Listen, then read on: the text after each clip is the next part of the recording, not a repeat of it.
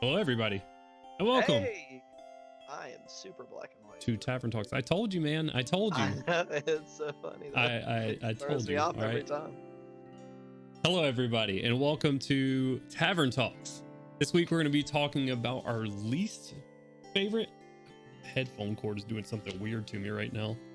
Our least. Man, headphones are awful. I hate them too. Yeah, I gotta get some. Well, these are wireless technically, but they don't work with my Go XLR. Anyways, that's not what's important. What is important is D&D stuff, favorite mechanics, and least favorite mechanics, and that's what we're going to be talking about tonight. Before we do that, I'm Jonesy, Dungeon Master for the Eberron campaign for Hard Knock Dice, and these people right here are.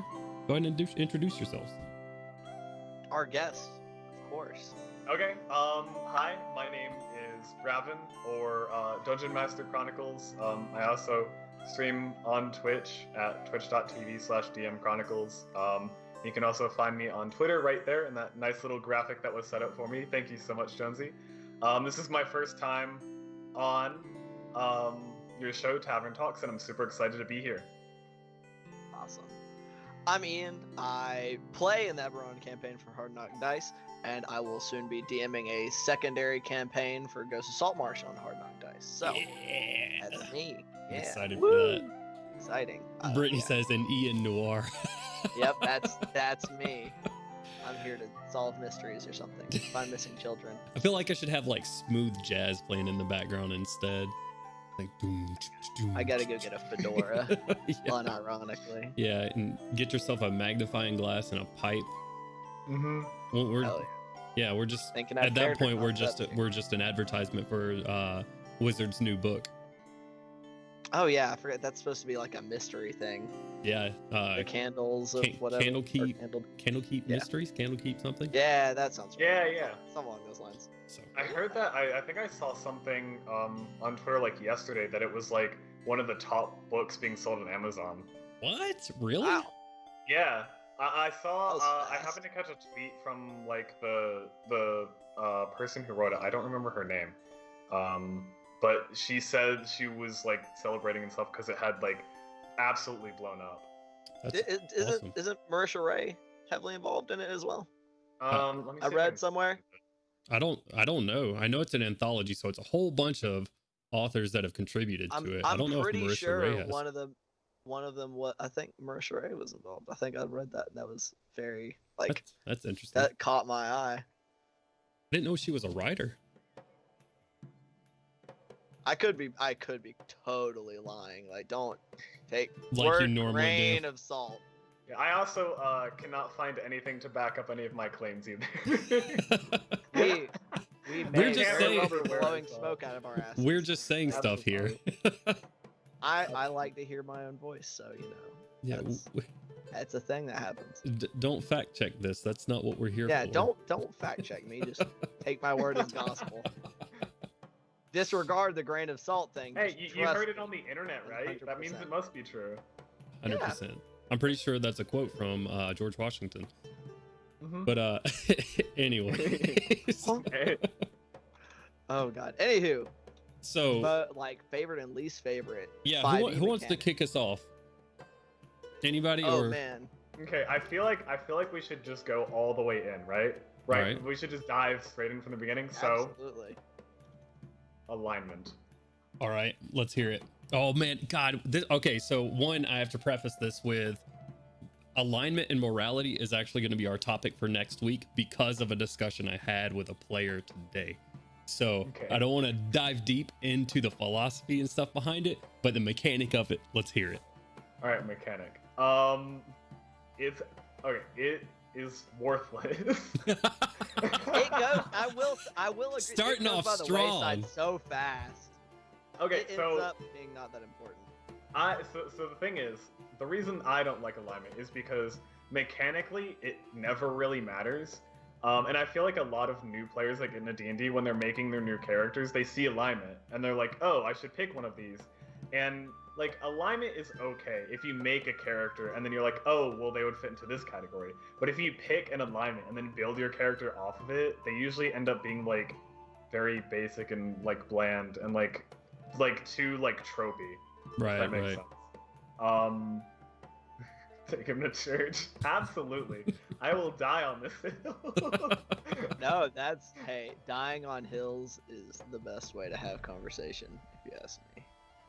But as far, I haven't actually played any of the older editions of D&D, but from what I've read, it was a mechanic taken from past versions. I think it was taken from like 4th edition, but then like there was more to it then from what I've read. But like for example, the spell Detect Good and Evil. Originally, I think in older editions, it detected like creatures of certain alignments, but that's not how it works in 5th edition.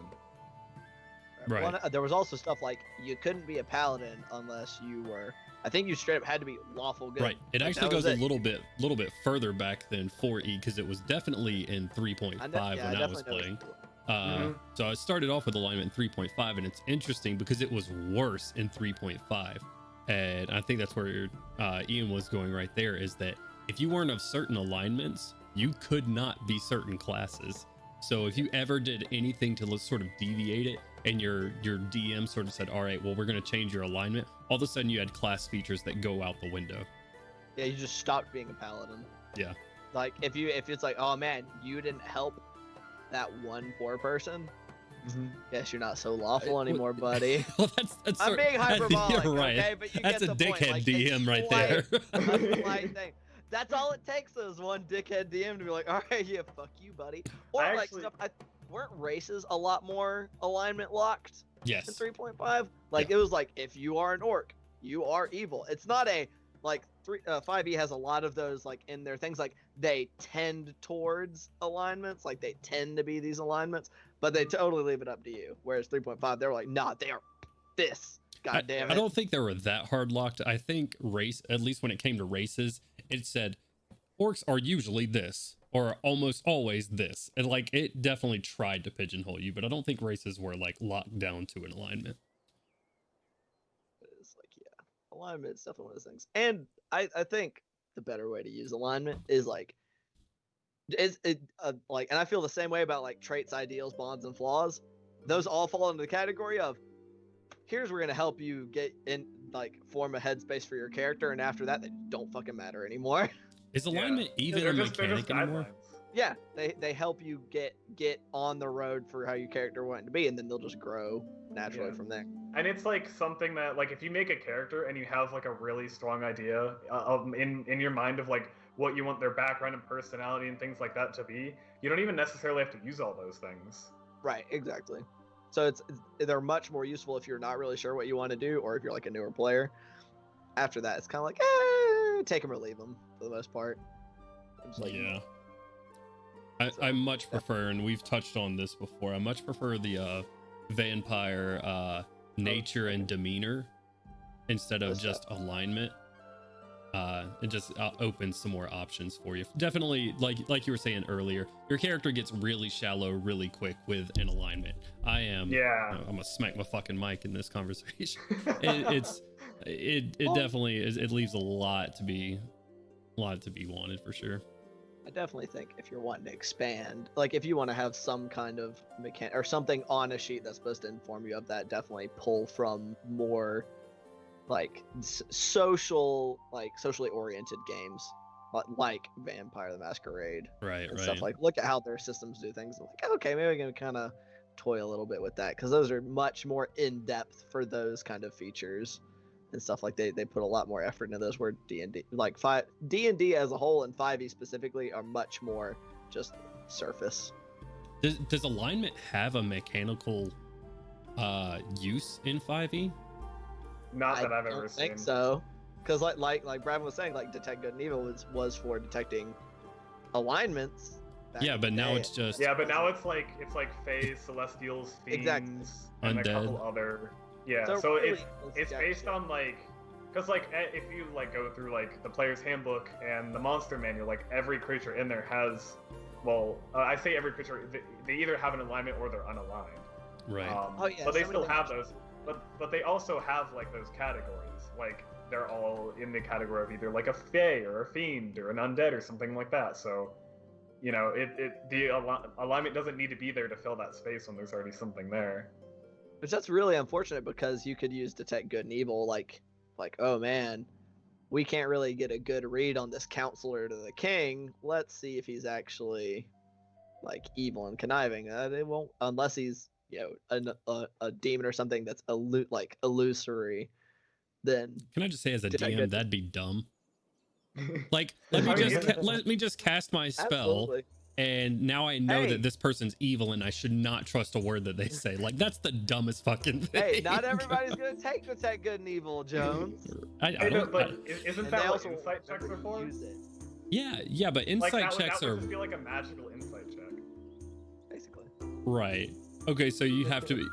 So you either the spell's too good or it's just kind of bleh. That's what I'm saying. It's like it's hard to make it work. And other than that, I don't think there's like anything like that really has to do with alignment outside of if you're out like by raw anyway. There's no rules as read and stuff. Like you definitely, if you know you have somebody who's a cleric or a paladin of some like Bahamut or something, and they're supposed to be good guys, and they start doing a bunch of evil shit, you can kind of step in story wise, but that really realistically has nothing to do with alignment and more of, hey, you're not supposed to be a fucking asshole. Right. Like, this is not the character you chose to be.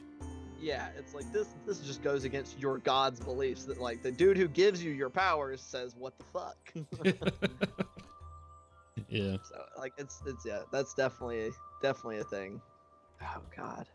Oh man, can I just throw one out there that I think everybody can universally agree on as being a shit mechanic? Let's hear it. Grappling. Grappling is so fucking bad. It's very, So very bad at underpowered. Miami. Very Hey, underpowered. I know you're bear hugging this guy. He's gonna keep fucking shanking though his big ass. Like there's nothing, and it can be like a gray sword. It's not like, oh, if they have like a light or finesse weapon or a smaller weapon, they can still say, nah, great sword. You're like, you got him from the back. And he's just like, You're just getting your fucking This ass giant kicked. headed weapon. Yeah, it's like nothing. It's so bad. Not even at disadvantage, as we found out on our session on Saturday. It's just straight. It's like all you can do is you can drag him around. Yep. Like he just can't move. That's it. And if you have some feats, you can like, I hit him a little bit. Or God forbid, God forbid, you're using the spiked armor and you're like, I do 2 points of additional piercing damage. Oh yeah, let's go. It's so bad. Yeah, I don't see grappling being done very often, and I think that's part of the reason why is because it doesn't really accomplish all that much.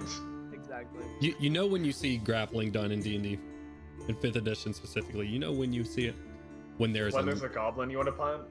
well, when there's a smaller creature around, and when there's a ledge nearby. If there's you can drag people around. Exactly. And you can move them half your speed, which means 15 feet. You can drag them, and they've already failed the check. So that is true. That's when you see grappling done. Hey, okay, so I have a question for you. So I'm just out of curiosity, just like a hypothetical, what you guys think about this. Let's say you have so there's like a creature that's smaller than you, and you go up to it, and like as your turn, you like do grapple it, and you succeed on the grapple, and then you have enough movement left to like drag it over to like a cliff edge, and then like drop it. So by dropping it, the creature is now leaving your like melee range, and you're leaving its melee range. So would there be any attacks of opportunity in this situation? I have had very, very similar questions, specifically in regards to lightning lure, the cantrip. And I think we determined that you only trigger AOPs, and I can't remember if we sage advised this or not. Yeah, it's Jeremy Crawford. If it's that they have to be willingly leaving, like of their own volition, leaving your threatened range. Yeah, they can't be forced to be leaving your threatened range. Or entering if you're trying to Okay, chase things using Sentinel and Polearm Master, which is what I really wanted to do. You're right. Yeah. So if you drop someone off, that's not like of a ledge or something like that. there's no AOP because they're leaving your attack range. Because that would just be insult to injury. It's like, I'm dropping you off this building and I'm jabbing you in the forehead on the way down. Oh, that's what I was wanting to do. I was wanting to do, it's similar ruling for Booming Blade, because that's what I was wanting to use it for. So I was wanting to Booming Blade them and then just like fucking shove them. It's like, haha, you trigger the extra thunder damage. Just fuck yourself. Yeah. It's just like, okay, I guess that is a little busted. If you have like a way to move somebody with like a bonus action, you'd be like, ha, bonk, boop. No, Jeremy Crawford has come out and said that it has to be they have to be willingly leaving your area. Now, what if they're leaving? What if you're like chucking them past an ally? You can tell me they can't just fucking whack at them as like a blind here. Play baseball with a goblin, just smack. That'd be awesome. That'd be so sick. Y'all are terrible people. Why? I'm ending the show. We just got through talking about alignment, guys, and y'all are talking about batting around the goblin. I need to write this down. This is a really good idea. Oh God.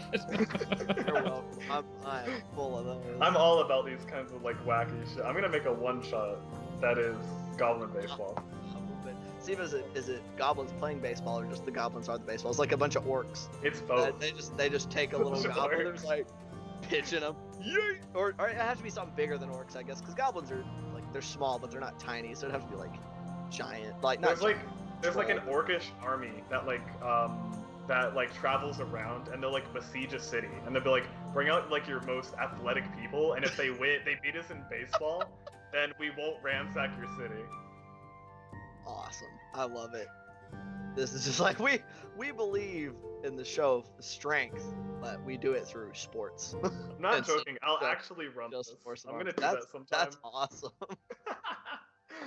Oh god. But on like returning to the grappling standpoint, it's like grappling is really underpowered, but you can't just do what is it?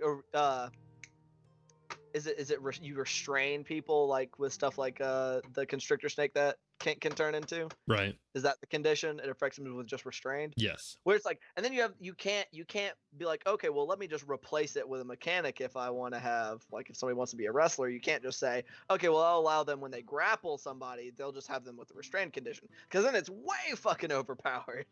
Because that's it, like if you make like somebody who can grapple really easily, it'd be so easy for them just to make so many things just worthless. Because now if they're restrained, things have advantage to hit them, they have disadvantage to attack, and their movement speed 0. Like it's just it's much more effective. But I don't know. Restrained is on a whole another level than grapple. But there's no middle ground. It's just it either sucks or it's really fucking good. Yeah. It's just like there's no in between. This is unfortunate. Yep.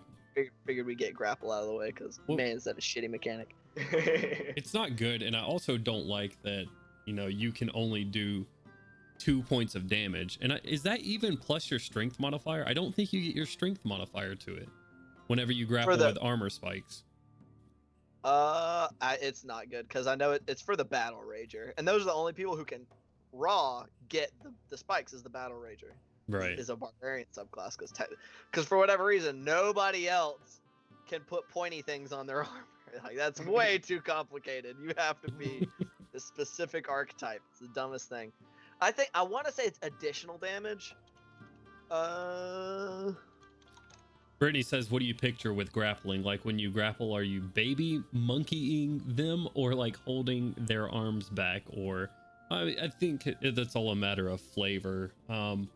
Typically when you're talking about grappling, what I think of is like when you got a couple of fighters that are like Muay Thai, like clenched together sort of deal. That's how I kind of envision it. That's why they can still make attacks and stuff like that. But I guess. But in the question for the spiked armor, it does not do additional damage. It does 3 piercing damage, and only when you first grapple a target. It's not a continuous effect according to. Dude, come on. Wow, it's not even continuous. Nope. But you can use your bonus action to stab people with it when you're like as a thing. So I guess it allows you to weaponize your bonus action as a not berserker barbarian for 1d4 plus your strength mod.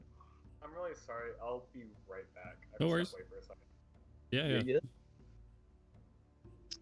Yeah. Good old spiked armor, such fucking horseshit. So you don't get to add your strength mod? Is that what you said? Not to the grapple damage. It specifically says additionally when you use the attack action to grapple a creature, the target takes 3 piercing damage if your grapple check succeeds. So basically, you have to pair this with the feat. That makes grappling I'm just gonna slightly less shit, but it's still bad. Is there a strength requirement on this class or the armor, the spiked armor? Yo, what's up, Croson? How's it going, man? Let me know if you want to hop in here, and I'll pull up the 4-person real quick.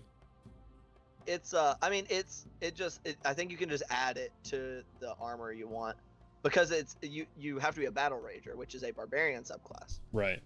So it's not like you can do heavy armor. So it's like either you're wearing light or medium armor, and you put spikes on it. So right? I would like to say you could make a barbarian with 6 strength. Not that you would ever want to do that, but you could. And you would do the same amount of damage. You could have 4 strength and you would do the same amount of damage, like by running into them, like as weak and as frail as you are, by running into them with armor spikes, than a 25 strength barbarian who is bear hugging someone into these spikes.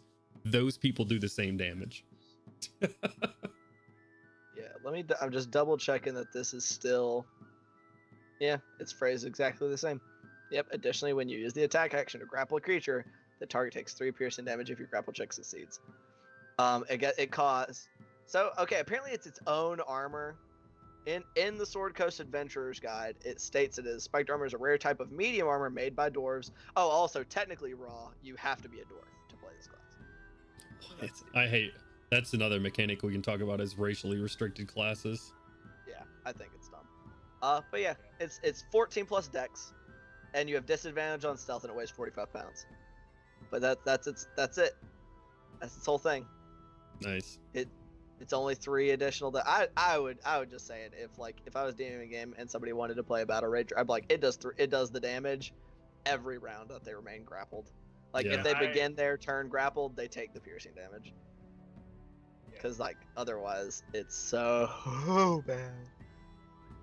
And even then, it's like, because that's definitely not. It's not overpowered by any means to do like. Oh yeah. Because I mean, you already have them grappled, and whenever like whoever you have grappled, every turn they can attempt another contest to break out. So. I'd go so far as to say, every turn they begin their turn grappled by you, they take damage, and also add the strength mod. They get their strength. It's 3 piercing damage plus strength mod, because that like at most that'll be 8 for most of the game, and oh dear God, when they hit 20th level, it'll be 10 piercing damage every round you keep them grappled. By God, that's insane. We're out here to kill gods, okay? 10 damage a round. Watch out, we are coming for them. Everybody else in your party's like, just let him hold him until they die. He's been waiting so long to do this. Let him do it. It's like it's so. Oh, it hurts my soul. I will say I find it very interesting too that it's just like a flat 3 instead of saying it's like 1d4. Like I think it's interesting you don't have to roll for it. It used to be 1d4. In 3.5 it was 1d4, which I thought, or 1d3. I can't remember which. It's one of those two. It was 1d4 or 1d3. So I'm thinking they just kind of buffed it by saying 3. That's just 3 points. There's not a ton of instances in D&D where you deal damage that you're not rolling for in one way or another. That's very true. And a lot of them tend to not scale super well, or they're just like, they are like such small amounts. Like we were talking about it, Jones, a while ago, the Conqueror Paladin, where every turn that somebody, if they hit you after you're a high enough level, they take like psychic damage equal to like half your level or something. And they also have, if they are stuck within your aura and they're feared, they take damage every round that they're in it, which is like, and that's just like your charisma. So it's like there's a handful, but they tend to not be very high numbers, and they tend to be stuff that are like continuous effects that you can like move out of, or they're supposed to be like slight little like nickel and diming things, whereas this is you get it once when you start a grapple, and that's it. Yeah, and those flat damages can get really powerful when you couple them with a class like Paladin, who can just walk up to you and smite the shit out of you.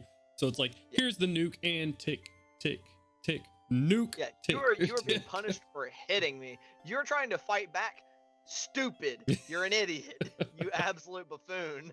Yeah, that's another one that does flat damage. Is unarmed, just one plus your strength. Oh yeah. Unless if you're spending your primary attacks to, like, hit something outside of like a barroom brawl, and you don't either have the unarmed fighting style, which is like, do you just want to be a better monk at level 1? Take this fighting style, or a monk. Then like, what are you doing? Right. Oh man. Oh, one thing I wanted to talk about was advantage as a mechanic. Dude. So, I'm so glad you were saying that. Advantage and disadvantage is a 5e thing.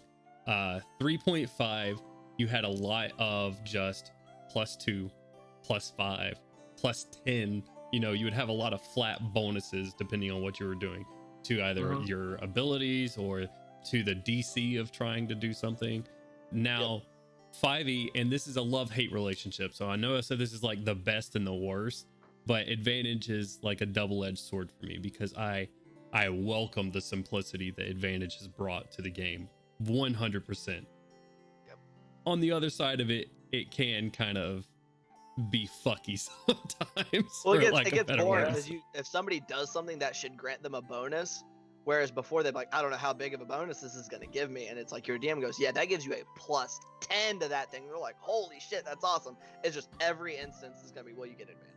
Right. And it's like, that's kind of boring. Well, it's still really good, right? I think. Yeah, it's still really good, but it's like it's static. That is the bonus you get.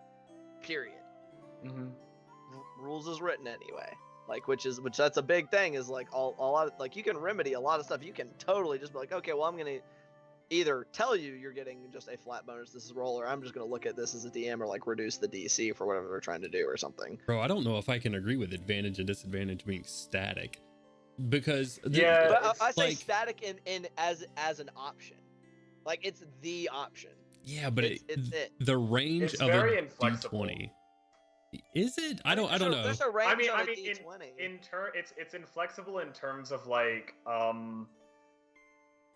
in some cases someone will get advantage, you know, because like, I'm trying to think of an example for this. You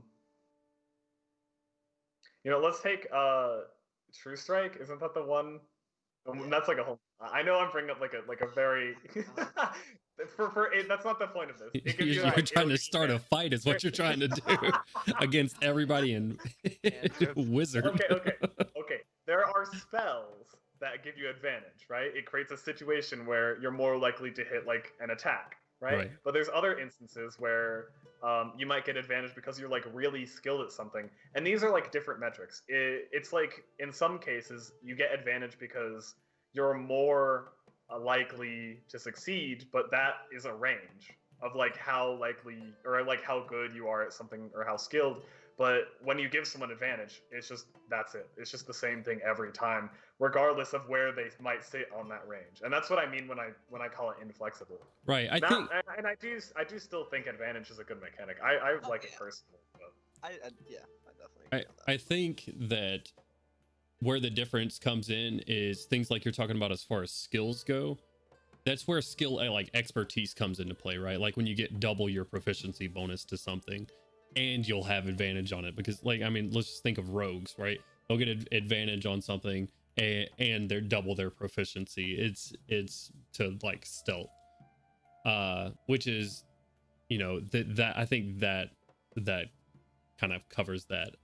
Crosom has said something in chat, which I think advantage and disadvantage does take away, is that rules is written, you don't get double advantage or double disadvantage or whatever the case is. If you get both right, they cancel out. If you get one more instance of advantage, like in being invisible and flanking somebody, you still just get that one extra roll. And that's where I think it kind of takes away from, okay, I have multiple instances that should be giving me some like absolute hit, here. Like, I am invisible and I am flanking this guy, from behind. I should 100% just be able to walk up behind him and stick this knife in his neck. But you just get that one extra roll, and you could like double nat one it, and it's like, oh my god, I tripped on the way over there. Right? Yeah. Yep. And once again, like the exact same thing that Crow's saying in chat. It's like stacking advantages or stacking disadvantages do not exist in the 5e. Basically, outside of some very rare cases, and I think it's funny that you're using stealth, like we're using invisibility, and not necessarily it for making attacks, but stealth as a mechanic in general. Because then you have stuff like Pass Without a Trace, which specifically gives a static +10 bonus to everybody who's within range of the spell, which is funny because of how rare that is, right? It's like because then you can have, for example, in our campaign, I have a Cloak of Elvenkind, and if Artyom casts Pass Without a Trace, I have a +17 to my stealth and advantage. It's like, holy shit, that's like, now those wombo together to be really, really good. And I think that's also a reason why Bless is such an incredibly good spell, because it gives you static numbers, and then you also can gain advantage on attacks, and just these are examples of some of the few ways to gain static bonuses alongside advantage. Like they're some of the only ways to stack your advantages together. Right. I will say, I think it's, in my opinion, a good thing that that there are only a few ways to get those static bonuses, because one of the reasons why I like advantage is even if you're in like a really good situation where you're likely to succeed, you're never guaranteed to. Because I think the thing is, like, for example, where you said getting like +17 to stealth, in almost any situation, you're gonna pass the DC for that with a +17. Like, you could roll like a 3, and then you have a 20 with your bonus, and you rolled a 3. So Exactly. That's like super strong. But the thing is, like, if that were a common thing in D&D, then eventually when you start getting into the higher levels, then, if there's no risk of failing, like, then there's no point in rolling in the first place. The whole point of like rolling being the way that you interact with the world in D&D is that there's like a risk factor to it. That's what makes it exciting, and things like that is like, no matter how good your plan is or things like that, one bad roll could throw a wrench and things, and then things might get a little messed up, and then you have to adapt to the situation. Yep, and I think that's the other side of that argument, is that it keeps it so that there's still going to be the risk involved, because then otherwise you do have people, it's like, okay, well, we're going to figure out the way to get all of these advantages and make it nigh impossible for us to fail. And then you have, because we can just stack it together so much, a rogue's reliable talent. Reliable talent just means you can never roll below a 10 on those, which that you have reliable talent, and at least that's like, you don't get that till like level 11, right? Oh wait, but then you have what's that fucking bard? Oh geez. Oh god, hold on. I know exactly what it is. I just can't remember what the college is called. Oh no. It is not the College of Eloquence. There we go. Right. College of Eloquence bard that gets basically reliable talent, but at level 3 as one of their very first things they get. Now, granted, it's specifically to, I think, persuasion and deception, but from level 3 onward, you can't roll below, like, you can't roll below a 10. Is that still UA or no? Is that? Let's double check, and let me check in D&D Beyond and see. I'm pretty sure it's still exactly the same, but let me see. Well, I just didn't know if it made its way into a book or if it was. Yeah, UA. it's in. It got released in Tasha's. Oh, but yeah, wonderful. you're Silver Tongue. You are a master at saying the right thing at the right time. When you make a charisma, persuasion, or deception check, you can treat a D20 roll of 9 or lower as a 10. You guys go ahead. We're gonna get Crosum in here. Crosum, Okay. give me 2 seconds and let me get the scene set up, and we're gonna switch over to the 4-person view. But you guys keep going until we get them in here. Oh, yeah, that's just my point. It's like, at least with the rogues thing, it's like, okay, well, if you're at that high of a level, maybe even a 10 plus your bonus might not quite meet a DC that's like super high. Like, it's like, oh, you're trying to do some crazy shit. It still won't necessarily work. But when you're level 3, and you're making persuasion or deception checks at level 3, a lot of times you're monkeying around with like DC like 12 to 15, and 15's kind of like, oh, that's getting a little harder. Yeah. And if you're taking this subclass, you're probably like, that's your thing.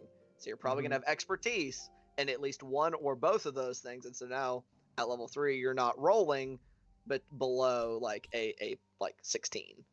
Well, I do want to ask. So with that that ability, do you add your bonus? So like, let's say I roll like a 3, and then that would get turned into a 10. Right. Would I add my bonus after that? I believe so, because it just says it says you treat your D20 roll. It does not say the overall check. Yeah, so you would. Yeah. So yeah, that is. It's like, that just seems so unnecessary. Which I guess is like, okay, that's their whole thing. Like, good lord. Like, but still, I think every once in a while they should slip up. Like, yeah, exactly. Like, I think if you roll a nat 1, I don't care that you have the thing that treats it as 20. That's a nat 1. You fail. Fuck you. Yeah. that takes out like the degrees of failure. Like, whenever someone fails, if there's like a DC 14 check, the DM most DMs play it out differently if you roll a 13 versus if you rolled like a 2, or especially if you rolled like a natural 1. Like, usually that plays out differently. Either way, you didn't pass the check.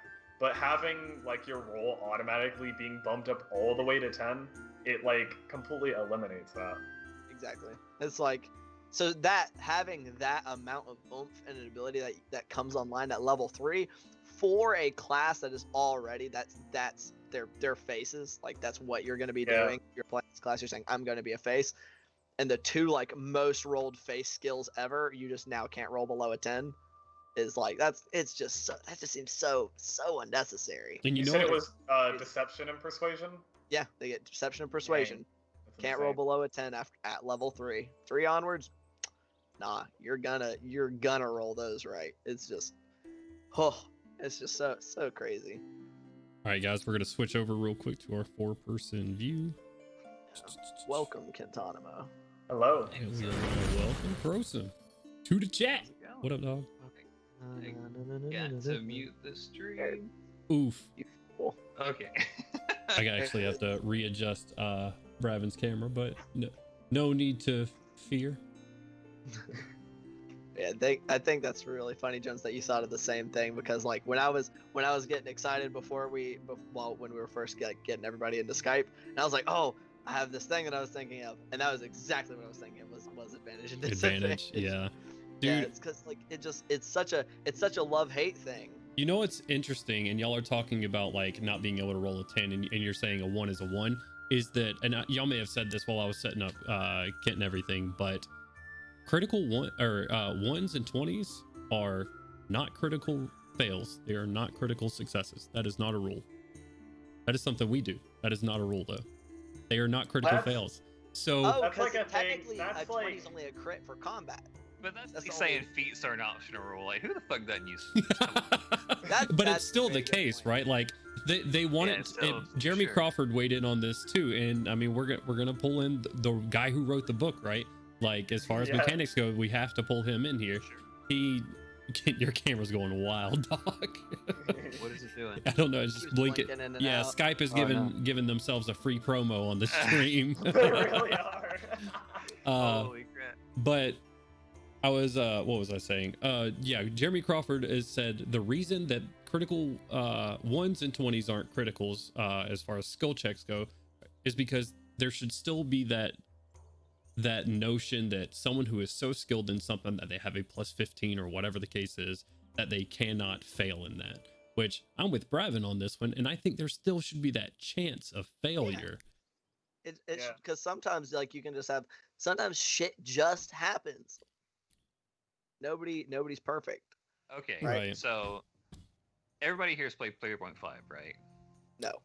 No, just me and you. Okay. Don't stop showing our age. Do what? I said stop showing our age. Technically, I played 3.5. It was when I was approximately 8. Okay, now you stop showing our age. Just a quick rundown. In 3.5, the way that they try to make skill bonuses not get so ridiculous to where you just have like a plus 19 to stuff at level 3, and kind of where, in my opinion, the creep got a little bit too overwhelming with Pathfinder, first edition at least, was stuff like that. But what they tried to do is that you'd have like different types of bonuses to stats. So you'd have like a circumstance bonus, or like a divine bonus, or like a racial bonus, or whatever. Oh yeah. Certain, and so you couldn't get like 2 circumstance bonuses to stack and stuff like that. But I think that they should just take that type of framework and just apply it to fifth edition to sort of like maybe plug in advantage and disadvantage a little bit.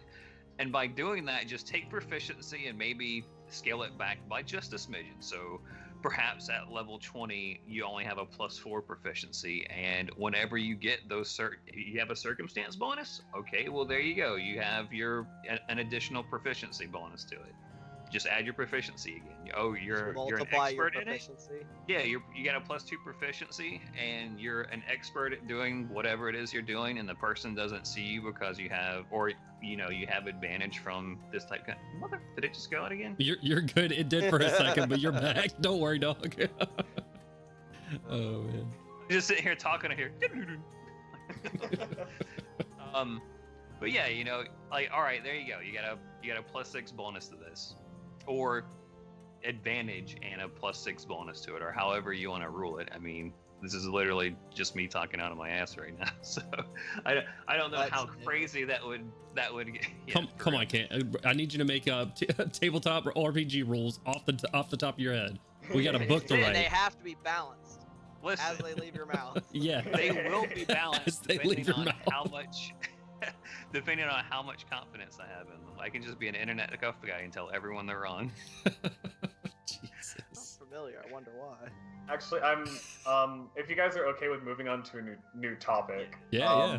On the topic of balance, how do you guys feel about challenge ratings for monsters and like using them? Like I think there was a rule I heard somewhere where someone said in order to make a balanced encounter, you take the total level of all of your players together and then a quarter of that, and then make the challenge rating equal to that or something like that. Do like some math there, and then you add. But challenge rating isn't always that accurate. No, I think it's really complete crap. Players too. I'm going to admit something here. I have never once calculated an encounter for my party based off of challenge rating ever in my life. They're gonna fight some kobolds. They'll be really beefy kobolds. They'll have like 15 strength. Sure. Yeah. I think you just like. Oh, it's real easy. Well, 4 more. Heard you guys fighting. Come on, get in there. Yeah, just keep adding shit. Well, I mean, like, cause you want to take things like, okay, I bring this up as an example because I had to sit with Cody in a car for 4 hours, and so like I was bringing this up, and I was doing the math because I'm a giant fucking nerd and I like thinking about D&D, and I was doing the math on our current party in Eberron, and of course there's a lot of chance involved in this, like there's still a lot of maybes and depends on the situation you come into, but I was thinking about it and I was running the numbers of what a lot of our abilities and stuff do, and we could kill an adult red dragon at level 7. Yep. Like we totally are capable of it. Now, could people die and like could it just go horribly wrong? Yes, but it's also numerically 100% possible for us to kill it, because we can pump out enough damage and we have enough survivability with our party composition and people aren't dumb in our group. Totally feasible. And that's a CR 17 creature. There's like going off of that challenge rating, there should be no feasible way that we could fight it and win. Oh yeah, definitely. To be fair, challenge ratings are written for parties of 4, not 7.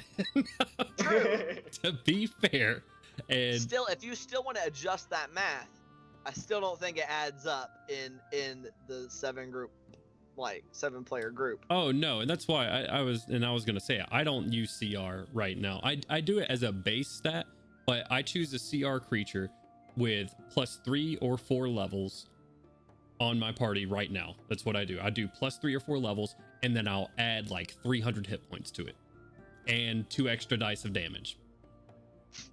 I will make it hurt, and I will make it last longer than it's supposed to do. But the thing is a lot of these guys have played D&D before. They all know how to make a character really well, and they all know how to make a character that can beat the dicks in on fucking monsters. Okay, they have a party of 7, which means they're flanking, which is another thing I'm going to get into later on. Yeah, So I would like that's to a talk about whole. flanking as well. That's a. I don't think that's not even like an optional rule. Flanking is flanking optional. No, or is it's, it just it's, an, flanking? it's an option. Yeah, Okay, it's flanking optional. is an optional Yeah, rule. it's Okay, I in couldn't the remember. Dungeon Master's Guide. Don't worry, Okay. we're gonna get It is. into it. We're gonna get into some flanking tonight because I twitched writing it down. There's a long line through my paper when I wrote it down. But I mean, to be fair, Jones, in your campaign, if it's not flanked, it's going to be restrained. So I mean, It doesn't like we have so many overkill ways of granting ourselves advantage. It's nuts. And- Like and if it couldn't be either of those, then I'm going to hit it with a shit ton of glitter. yeah, I mean, yeah, we have a path of the wolf totem barbarian. So if you're in melee and you're within, if that thing is within 5 feet of him, you have advantage. Like it's Yep. just, we have so many stacking ways of getting advantage, which is a whole nother can of worms. But yeah. But in circling back to the just the talk of CR, I definitely think it's like, I think it's a good baseline if you're newer to DMing or if you're DMing for a newer party. I think it's a lot better if your group is new because they are less likely to coordinate as well and they're less likely to know the most efficient way to like utilize their own abilities. yeah. CR favors the party, plain and simple. Like regardless of what your party is, it is. I think Ian hit the nail on the head with saying CR is a good base. If you're a new DM coming in and you're like, okay, I got my 4 players here and they're level 1 CR1, I will use that. Fine, go with that. You're gonna realize real quick, man, because your players are gonna get really smart really quickly, because players that like killing things will want to get really good at killing things, and we're just good at that. That's what we do as humans. Oh, I Right, kill this thing faster with sharp stick. You know, your players are gonna do that too. So And then we found the gun. yeah. But CR favors brand new players, but once you pass that threshold, you can use it as a baseline. Like, this is the minimal difficulty. And now I we're need to gonna buff it up. Beef it up. Yeah. Let's make this harder. Yeah. Oh man. How do you use CR? I had a group of shoot, I can't even remember how big my party is in the in-person campaign that's disrupted because of Corona, but I was like, okay, they're gonna go up against the Dracolich. They're like, no shit, like level 6, but there's like 6 of them. Okay, adult blue Dracolich. I flavored it to be acid, and so it's a adult black Dracolich. Anyway, doesn't matter. And it's technically a CR17 as well. They destroyed it, like horribly so. Like it wasn't even 225 hit points. Are you kidding me? Like, Yeah, what, he's got, like, dragon scale? Who would want dragon scale armor in 5th edition? Honestly, that shit's apparently pretty weak. I mean, AC was 19, but everyone's just focusing down one creature, and it wasn't a confined area, so it's not like it was just smart and like, I'm just gonna fly away. Sorry. That is a big thing. If it can fly, Right. dragons are much more of a threat. But still, like, I had this big fight, and I'm like, oh, it's CR17. This is gonna be pretty bad. Oh man. And then I got in there, and they're like, oh, okay, so like round 4, this is over, I guess. So much for all those legendary actions, I suppose. Didn't get a lot of those, did you, big fella? Oh God! Can you know what that reminds me of? You remember that really big worm from the what were we playing? Yeah. The Warforged campaign. Yeah, Cody ran. Warforged campaign. It got crit like 3 times in a row and died in the second round. It was supposed to be a boss creature. I was like, It was Yeah. a boss. definitely be like Not that a lot. sometimes. CR is your baseline difficulty, I think. How do you use CR, Bravin? Well, actually, because CR, so, like I said, I don't believe that it's accurate, because there are a lot of creatures that share the same CR, but because of, like, their abilities and, like, their armor class and health and you know, whether or not they can fly and a bunch of other things, Oh, yeah. there's no way that you can, like, compare these things to be equal difficulty, because it really comes down to situational. But since, like, I wanted to build on this a little bit, because CR is used for another thing other than just determining difficulty, and that's the CR of a monster. If you decide to play with experience points as a leveling system, the challenge rating determines that. And I was just curious if you guys have ever ran or played in a campaign where you leveled using experience points? I tried once. I'm currently playing in a campaign that is XP based, and I'm not sure how much they're supposed. Like, I feel like granted, I guess we've leveled pretty soon. Like, how Jones, how long have I said we've been underground? It's been like over half. I think before we stopped because somebody had a baby, we had been playing in that campaign for like 8 months, and we started at level 1 and are level 6. So I don't. And he know. made it to level 6 just. And I'm curious. Are you only getting XP from combat encounters, or are you getting them from like social encounters or like puzzles or things like that? Yeah, as well? we are getting RP XP. Okay, we are doing roleplay XP, and if we are for the encounters we've subverted, depending on like how we went about it and how successful we were in subverting it, we did get like non-combat. We are getting non-combat experience, but the vast majority of our experience has come from monsters. And I haven't asked him, but I don't know if everything's getting base XP, if he's like, because a lot of his stuff is he's used a monster's stat block as a skeleton, and then he's flavored them in different ways, added on a few other abilities and stuff. So I don't know if he's used base XP for them as well, or if he buffed it up or maybe toned it down a little bit depending on our progress. Right, yeah. And that's the thing, like, I tried using XP once, and I didn't really like it because I felt like, even though you can award XP for pretty much anything, as like, I was a pretty new DM when I started running this campaign, and I was like, hey, I kind of did like a hybrid. Like, I was like, I'll award XP, but I feel like if you guys have gotten to a certain point where I want you to level up, then I'll go ahead and bump you up to that so you can level up. And I ended up doing that anyway. Like, I ended up bumping them up every time before they even reached the XP amount, because I felt like, because I didn't want the campaign to be like, oh, you're constantly in combat and that's like all you're ever doing. And I feel like, if players are playing for XP, then I don't want it to become like a grind. Like all they're gonna do is they're gonna go to the Adventurers Guild and take the next bounty so they can go kill more monsters, and then they can go back and get golden XP. And that just becomes like a grinding video game, which for D&D, I feel like that'll just become like a drone. Dude, you're the DM. Just blow up the Adventurers Guild.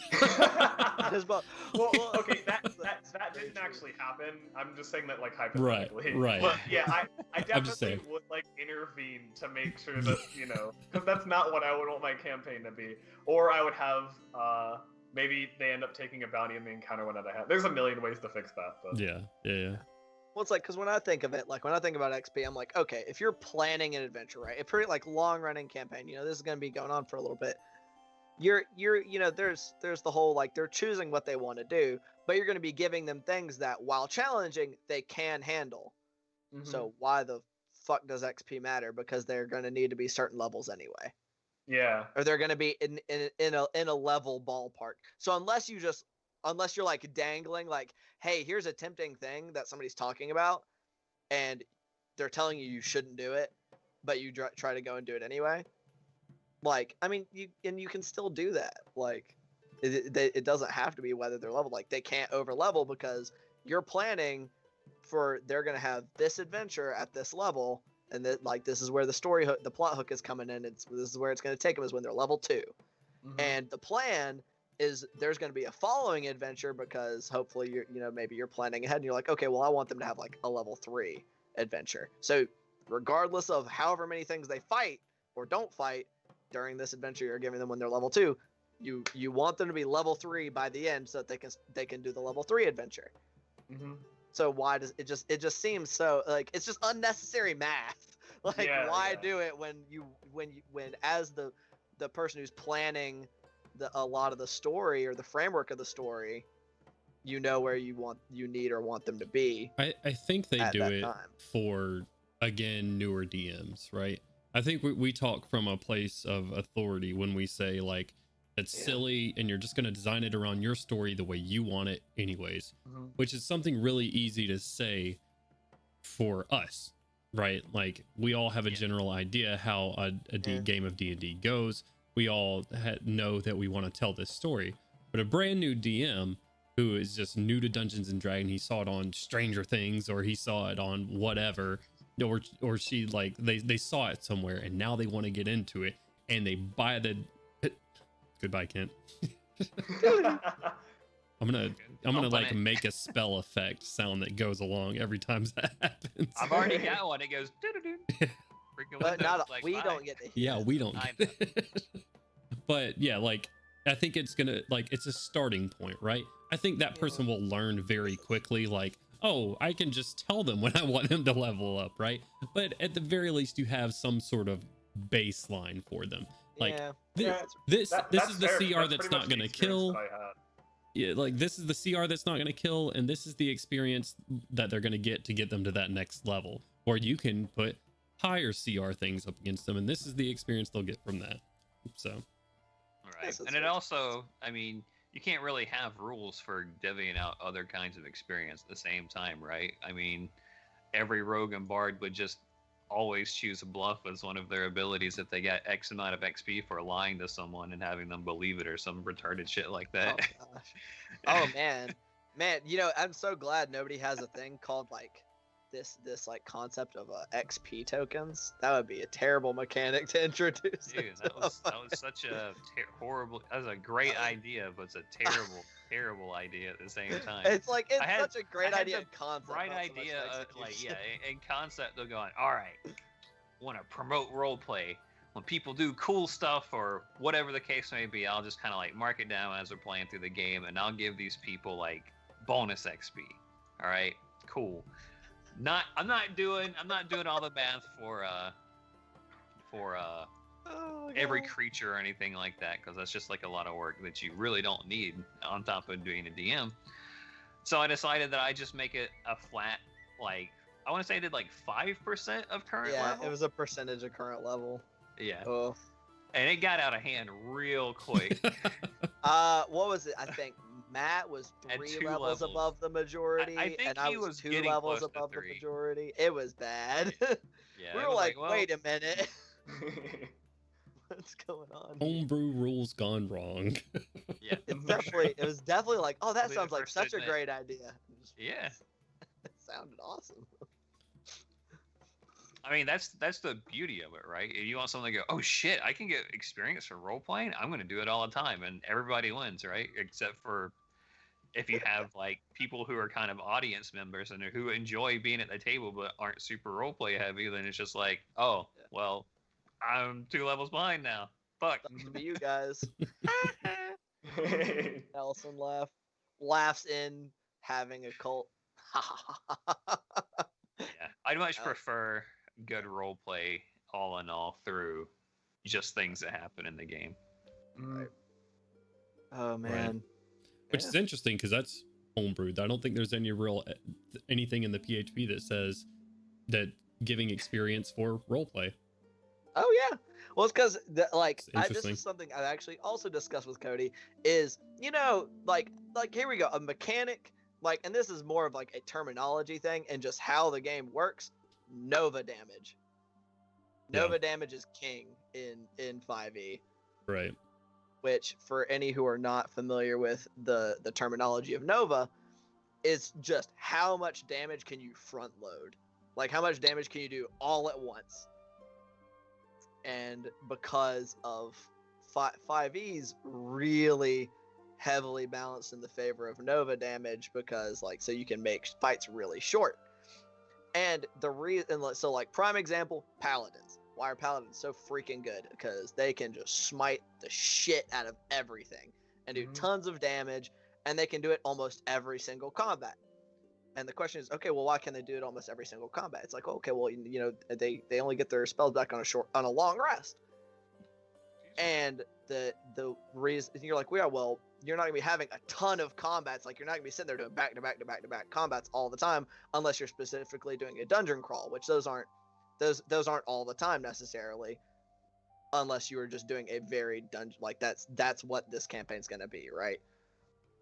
And the reason that balance works that way, because on the base level, I don't think that seems balanced, is because Wizards of the Coast creates things combat-wise to be balanced around like 3 to 5 combats per adventuring day. So per like 24 hours, per one long rest, there's supposed to be like 3 to 5 combats.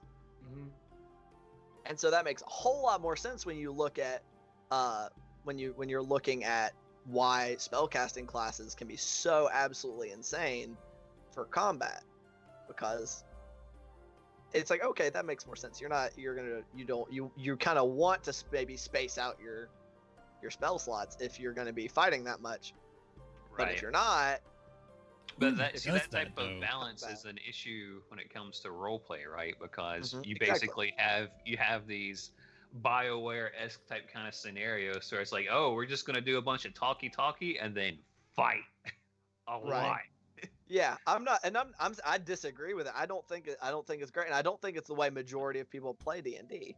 I know, especially among like people I know, like our group doesn't do that. I know Cody doesn't like running his games like that. I don't intend on running my game like that.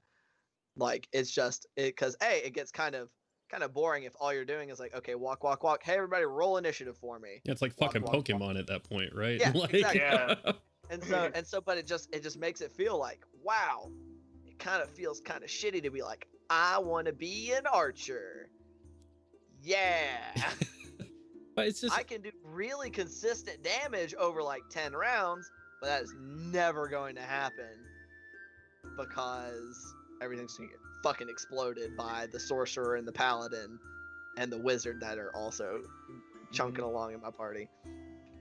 So, but then again, you also getting stuck in 10 like those longer combats can also be kind of boring. So I don't know. I have mixed feelings on it because it makes it feel worse if you want to play a certain kind of character, but at the same time, it makes sense for not promoting really, really long combats. I mean, I think a way that you could look at it is because, like, talking about how, like, the handbook says, like, the average of 3 to 5 combats in a day is, like, whenever you're playing D&D, how, like, you have to think about how quickly time is passing. Because, like, combats, whenever, if you have, if you characters get into combat, and that combat lasts for 5 rounds, and then it's over and they've slain the enemies, in terms of like time within the world of D&D, that was 30 seconds, and that's it. Very true. That was a combat that lasted 30 seconds in a 24-hour day. And you know, if you're having your characters go, and then let's say they do some role play, they're interacting with NPCs and talking to them, you can treat that as if it was like real time. So like if they're talking to them and they spend like 10 minutes talking to them, and you don't have to play it like that. Like the DM can roll however they want to when it comes like that. But I think the thing is, like, a lot can happen in a single day, and because of like the flexibility and the craziness and things like that that can happen in D&D, depending on where your party is in the adventure and what they're doing, having like 3 different combats in a day isn't that absurd. And you can have a lot, like, there can be long stretches of non-combat content in between those, and it still happen within the span of, let's say, like 14 hours, and then, you know, they have their long rest overnight or something like that. But, you know, it's also like, because sometimes, you know, if your party's traveling somewhere, then, like, hours can pass, and it's not really role-played. You just kind of say, like, oh, you know, you travel here, maybe you run into an encounter, maybe you don't, but like hours will pass in an instant. And so it really depends on how you roll it. But I think it is possible to have a bunch of encounters without a long rest in between, and still not like overwhelm your characters with just like one kind of content. Oh, absolutely. I don't disagree on that point. I think definitely from a storytelling perspective, it's perfectly feasible and like it works. But it's like, just like, because like, think of like, yeah, those 5 rounds, technically it's 30 seconds of in-game time. That can take a solid like hour. Oh yeah, out of your session. And so that's where like that's where more my like thought comes in, is like, holy crap, doing all of this now, and maybe you might split up like this one adventuring day took the course over multiple sessions, right? Yeah, that's along the lines that I was thinking. Right. Yeah. Absolutely. I definitely agree on that point. That actually makes me think of, once again, something I was talking about with Cody, because Cody likes to pitch everything to me when he's thinking about how to make my life harder. And sometimes it does work out in the complete worst case scenario, to where I think the situation that comes to mind is, had a party to where these not rampaging, but a band of centaurs that were raiders came along and just basically took over this entire like kind of smallish town. And the party was sent in there to find out what was happening, see who was leading them, troop movements, all that type kind of thing. And like, if they could take them out, do it. And the whole thought process that I was going to go through was going to be a thing to where basically the centaurs are going to split their ranks and go on two separate things, and it was going to be two big combat encounters. Well, the party pulled a bunch of shenanigans to where a character could move super fast in darkness, and there was a flying carpet involved, and a whole bunch of other shenanigans where they managed to actually get to the town before they knew that their group movements would split up. So that resulted in a 5-hour combat, like in person. That one combat took 5 freaking hours because they had two like skirmishing forces of centaurs to deal with inside of a city, and they're necromancers and had zombie centaurs and all kinds of other stuff. But aside from that, yeah, they definitely, the whole fight still in world took maybe 2.5 minutes, but all the good spells were gone within 20 rounds of combat. Like you're throwing everything you got out at that point. Yeah, so definitely. when you have in person it was a slogfest, but in retrospect, it was kind of amazing because they firebombed the city with characters and just caused absolute chaos and split the ranks into all different. Yeah, I mean, they had the really great plan of how they executed it in the middle of the night with everyone sleeping and all this other stuff. So it was really memorable. But I think if there were a situation like that with a different type of scaling to their power, they probably would have got crushed, right? Like if they're just expected to have one fight a day, I don't think they could have had really amazing moments like that. Right. And it's just a difficult thing. And that was actually what I was going to bring up is something. So it's like, okay, so you want to make it so that necessarily you don't want them to get screwed. You want people to still be able to do that awesome shit when they want to have all their resources at hand. Mm-hmm. But you kind of want to, there are apparently some, I don't know if it's an optional rule or if Cody found it somewhere. I think he said it was an optional rule somewhere. It's like the dark and gritty adventuring day or whatever, and it makes a short rest an 8-hour rest, and a long rest is like a week.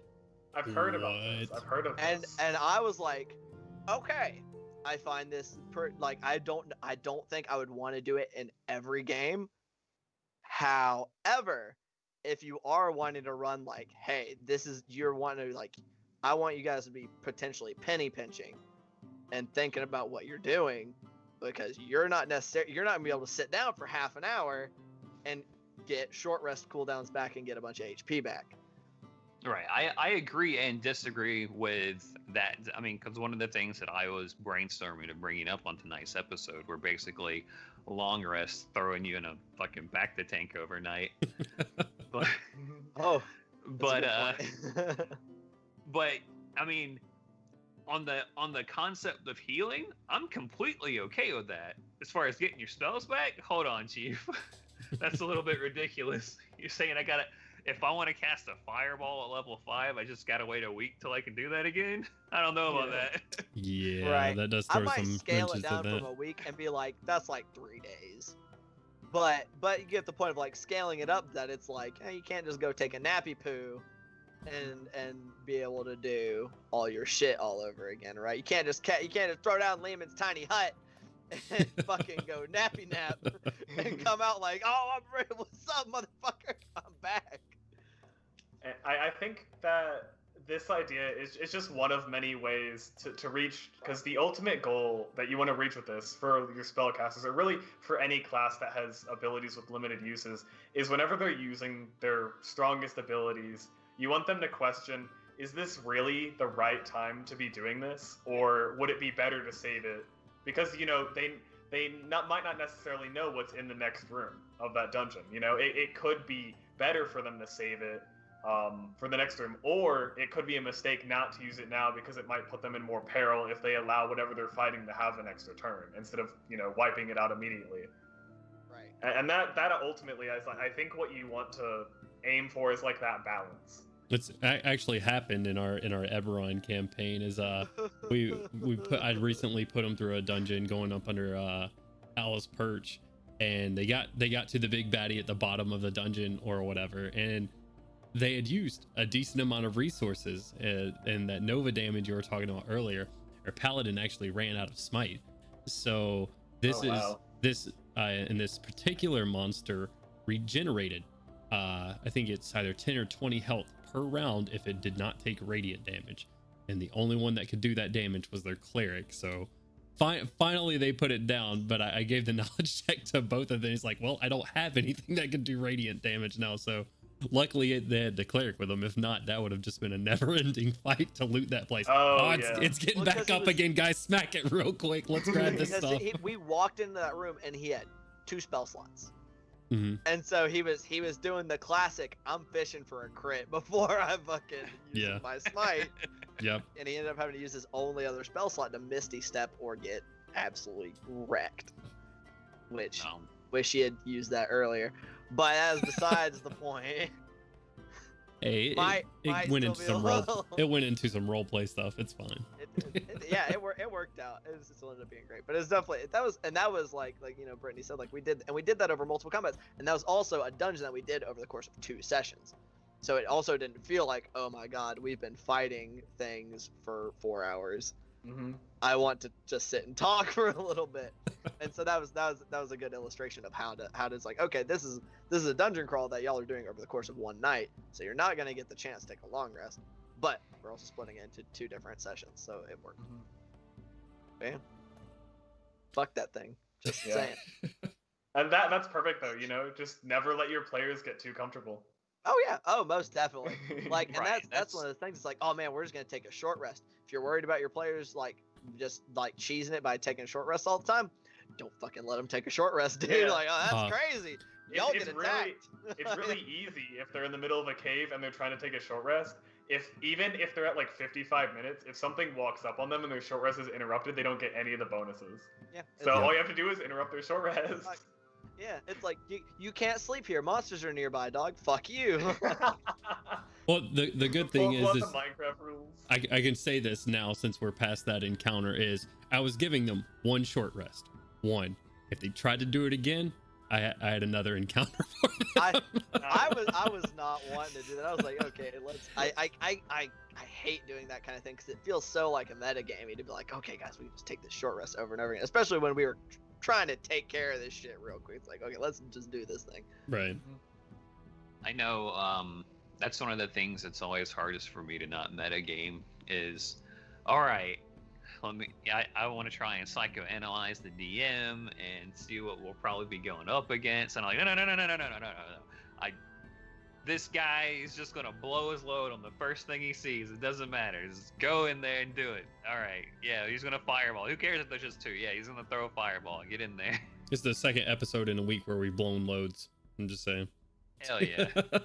Oh, is that what we were talking about before? The narrative load? Yeah, blowing your narrative load. Tavern Talks Bingo. Blow loads. Be one of them. I don't think that can be an emote. I think that goes against TOS. Well, you don't want narrative load. It doesn't be a fucking emote. And that's like whenever something's like super story driven's going down, just like everybody spam narrative load and fucking. Be careful. The more you say it, the more likely it is to become a thing. I so be love it. careful. I think it's hysterical. I think it's great. Like, that's perfect. I want it as an emote. Narrative load, baby. Let's go. All right, But- let me write it down. Yeah, write it down. Let's do it. How do we do that Man, TOS appropriate? This is becoming official, huh? Yeah.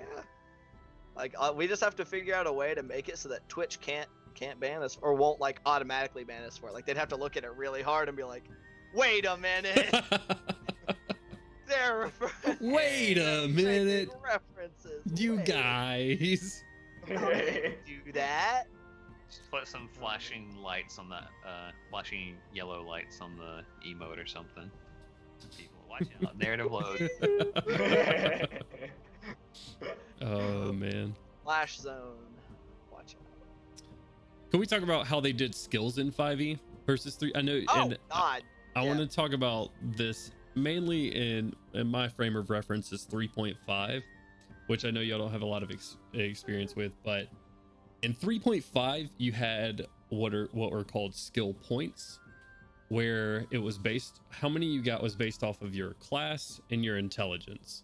So yeah, I don't know what's going on, kid. You're giving Skype all the advertisement they want right now, man. I'm like, we're gonna have to start charging them if this continues. Yeah, I was like, you better call them up and ask them to pay up. But you had skill points. It was based off of your class plus your intelligence.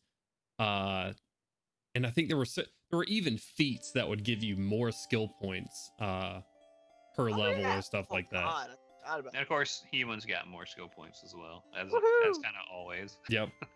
That was your variant human. It was just human got more skill points back in the day. It was very exciting. But then, like, if you started a game off of anything but level 1, so you're having to do your class skill points plus your intelligence plus that coming from anywhere else. So then you ended up with like plus 46 skill points. And if I don't remember, I don't know if I remember this right, Kent. They weren't 1-to-1, were they? I think they were 1-to-1. They were 1-to-1 if you were yeah, if it was in your class. If it was a class skill, you got them at a 1-to-1 ratio. If it was cross class, you got half a skill point per point, and it could only be up to like half your maximum level or something like that. Yep. So if you're level 8, you could only have a +4 bonus to something that wasn't part of your class. All right, so you're confused. And rightfully so, because that shit was fucking confusing, dude. Like, unless you practice this, and I shit you not, the only reason I got decent at it is because these guys like drugged me to D. I had to say they drugged me to D. I ran to D&D a lot, but like I played D&D with them so fucking much. It's the only reason I got it down. It's like the spelling of prestidigitation, right? Like that is the only reason you get it is from playing D&D a lot. But 5e skill points are so simplistic now, and it is such a welcome change. It is like, even as underwhelming as they can be sometimes, it is such a welcome change from what it was. Yeah, I feel like both of them can be good in their own way. I do not like, you're a rogue, so you have an intelligence modifier +8 per level, 4 times as many for level 1. I hate all that stuff. I think Pathfinder did it better when they were like, hey, if this is a proficiency, if you put 1 skill point in it, you get a +3 bonus to it, or +4. I don't remember how they did it. Oh god, I forgot. So, you're like, okay, I want to put at least 1 point into this thing. Yeah, so you're like, okay, well, even if you are a ranger, you're not just gonna be like, I'm a type of ranger who doesn't know anything about nature at all. Because I only got 4 skills, man. Fuck off. Yeah. I really want to be sneaky. The paladin with no religion happens a lot. Look, dude, paladins don't have to be religious in 5e. Like they don't. You don't have to worship a god. Your power comes from your oath. Like all this holy shit you do has nothing to do with any kind of god. Fuck you. All this holy shit you do. It talks about like radiant damage and shit. Which I guess radiant isn't necessarily holy, but what the fuck ever. It's holy damage, god damn it. I don't care what anybody says. It is. You're not wrong. But yeah, I enjoy the simplicity of this. Granted, it does 100%. I agree. It does lend to some weird things like the cleric or the paladin with no religion knowledge at all. And it's just like, how did you get this far? Who let you adventure away from the church? Like, but the fact that I'm not sitting here like with a fucking calculator and a pen and paper and a book, like making sure that I'm not over or underestimating my skill points is just so much better. It's so much better. Yeah. It was kind of nice. You're like, I have 37 skill points. Holy shit. There are also a lot more skills because like there were a bajillion knowledge skills. But it also the simplicity of it also lends to the ability of just remembering your character sheet more, right? I got a +5 modifier. My proficiency bonus is 3. I know I got a +8 to all that stuff, right? Just like that's it.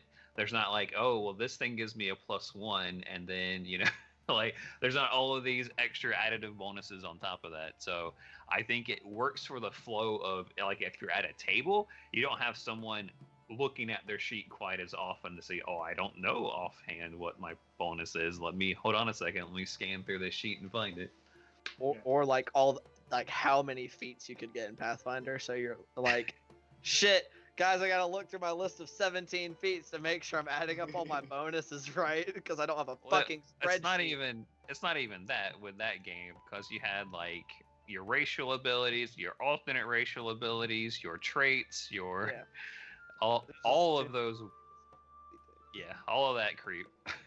Yeah. And I think this is actually something that a lot of people would take for granted. But the way that 5th edition D&D like character sheets are made, like they're designed to where if you need to check like what is my bonus or something, you just look and it's right there. It's designed to be able to just quickly reference things and be able to see them.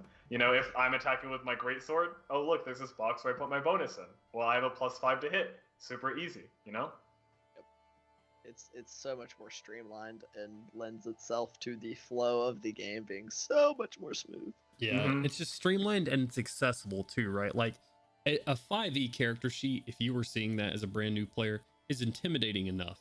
Could you imagine adding like 16 more fucking columns and rows like on each side to that thing? Like it would just, I would say no. I would say no. Like if that was my first experience. Let's the thing is too is like it's made well enough that if you were playing a class that wasn't a spellcaster, your character sheet could be 1 page. Yeah. It could just be that first page, and that is all you would need. You know, if you're a spellcaster, you'd need the second one, and then there's like the extra page that you can add like story and stuff like that too. But that's like not necessary for gameplay. Okay, so we want to talk about. Okay, so I don't have the player's handbook, but I have a 3.5 Dungeon Master's Guide. Okay. I want to talk about just wild amounts of shit.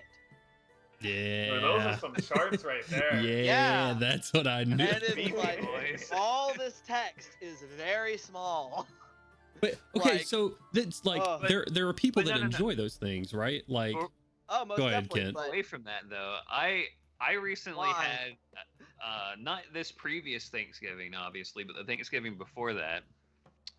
My mom was curious of what me and my friends were doing every Sunday at my brother's house, and so she's like, "Oh, I want to try Dungeons and Dragons." So I had an interesting Thanksgiving D&D, and so I had like my grandma and sister-in-law and niece all playing as the DM. So I had to make these really like I just color coded all the stats and stuff so that they could figure out what's what, and had like a sheet at the top for the dice sizes that they could just sit them on there so they knew what they were and were labeled and crap. That's awesome. But yeah, the 5th edition is super easy to just lay stuff out on a piece of paper, and it's very approachable to just look at like, oh, okay, yeah, that's not a big deal.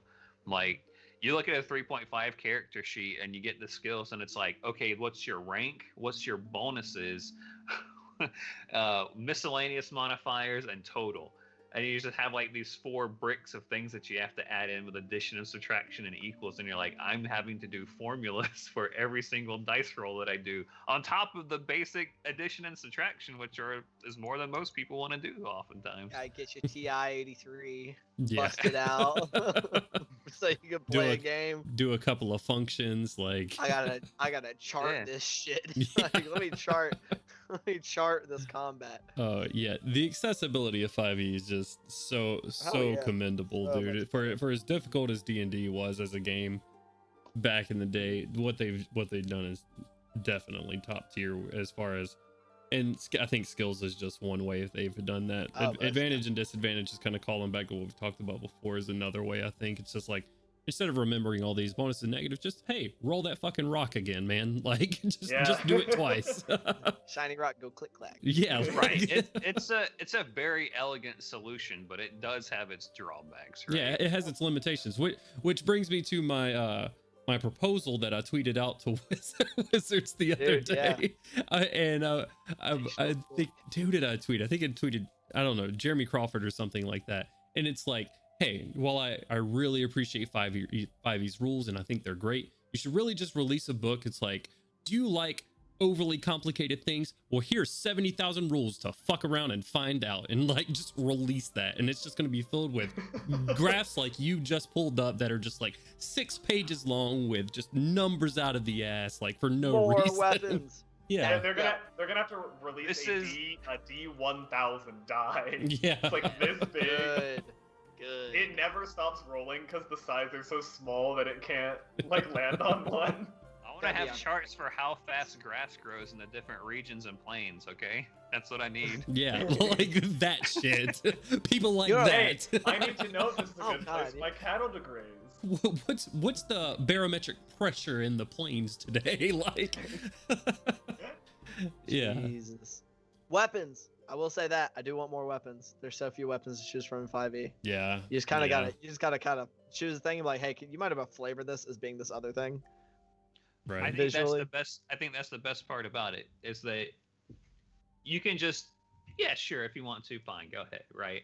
Like, that's one of the things that I hated. This was an example I was giving someone the other day when I was talking about different systems. Like, in Pathfinder, I always wanted to play a rogue that used daggers, but that's just fucking stupid. Like, that was terrible. You would, or in 3.5, why would you use a D4 when you can use a D6? Use a rapier or a short sword. They're both D6. What are you stupid? Oh, I mean, yeah, you might be able to conceal it a little bit better, but that was terrible, right? And yeah, so I never got to be a rogue. I never could push myself to be a rogue that used daggers as their primary weapons for that whole reason.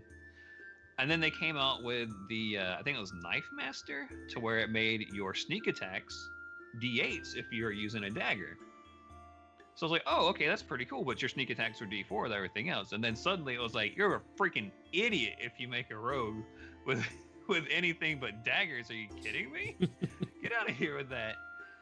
So when you have situations like that, like, I'm okay with them just going, just don't worry about weapons. If you want to use a short sword, sure. If you want to use daggers, fine. You can flavor them around a little bit here and there. Do you really need to have a stat block difference for a Kopiesh versus like a Falcata versus, all these other things? Just lump them in there together.